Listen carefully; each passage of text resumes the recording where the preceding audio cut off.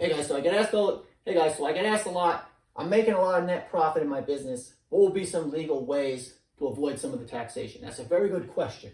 So let's put you here. This is how I like to look at tax. I like to look at it, draw out the whole year, and I'm already picturing what's going to happen the rest of the year. So let's say it's June, and you call me and you're like, all right, I'm making $250,000 net. What will be some legal ways to offset this?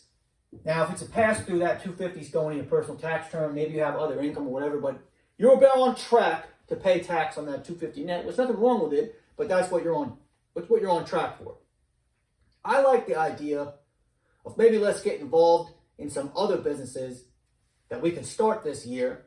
That you're going to maybe buy some equipment or something that's going to put you in a position to start getting some leverage. Basically, you want to buy assets. You want your money to be going towards things that's going to make you don't have to keep physically working so hard.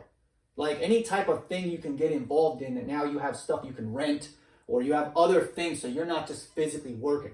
So let's say you start another LLC that has equipment that leases. Like let's say this $250,000 comes from a particular industry, but in that industry, there's ways you could rent equipment or other things within that industry that you understand. Maybe now's the time to start that LLC for that and then buy $75,000 worth of that equipment to rent. And then whatever losses that you spent here, whatever, or the stuff you lost here, that loss is going to get taken against that.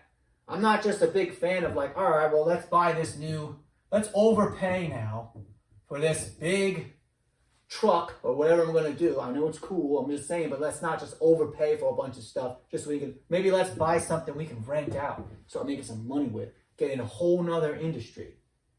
And eventually, you're not working your tail off here. You can start shifting into more having a business that you have assets, things that you rent.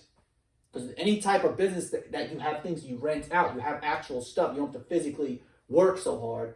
That's the most lucrative thing, but it's going to take cash. That's my strategy. Let's make some money, and then let's use that money for things we can rent out, start making our life easier.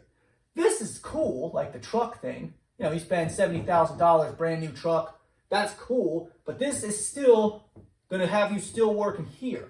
I'm trying to get here to where I can get into an area that you're renting stuff.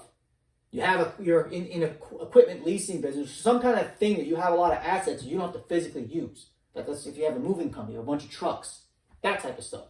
So, you get what I'm saying? That's my strategy. Later, guys.